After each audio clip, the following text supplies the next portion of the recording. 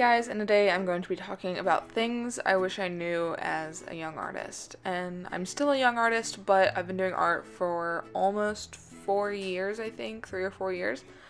And I'm not perfect by any means, but there are a few tips that I would have liked to have as a younger artist trying to get into art and, I don't know, trying to, I guess, become better at it. I wrote a couple things down, so hopefully I'm not too scatterbrained.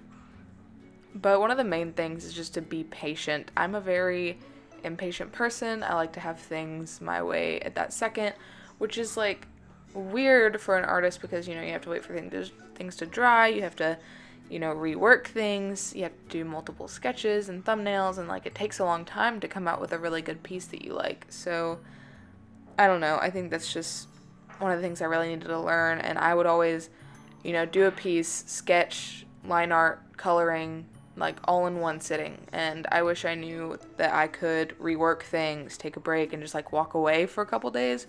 And I mean, I've done that now, so I guess I've learned to do that, and it really does help me like find, if it's not working, I can look back and find a way to fix it. And also, I wish I knew not to be afraid to mess up, because a lot of times I would mess up, get really, really frustrated, and just erase the whole thing.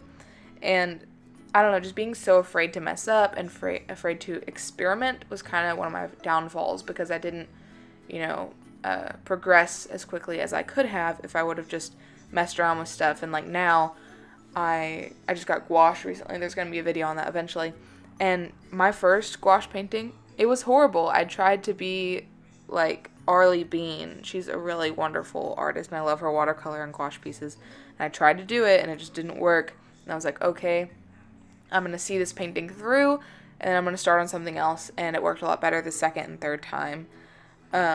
Also, just like learn from mistakes. So like while I'm experimenting, I can learn from those mistakes. And while I take a break from art and like be patient with it, I can learn from mistakes. And that's okay to have mistakes, especially as an artist. I think it's quite beneficial to have a lot of mistakes. So moving on to a different thing, it's kind of just like I need to learn how to ask for more criticism, because especially if you're in art school, you're gonna get a lot of criticism because, you know, you have critiques all the time about work and stuff. And I mean, yes, I post my stuff online, but I don't have a big enough following for people to really critique me. Like sometimes I'll get a thumbs up emoji, and that's like kind of the extent of what I get. I don't get a lot on my videos, so I don't know. I wish I would ask for more critiques, like, I don't know, maybe ask another art friend. And my mom is really good about giving me critiques. She'll be like, I like this, but like that proportion is a little off, you know, like she does stuff like that. And I think that's really beneficial because it opens me up to criticism, and I don't just think I'm perfect. And I think that's kind of a downfall of a lot of people. They don't accept criticism at all very well. And moving on to like my actual art, like process of making it, I wish I would have used more reference in the beginning.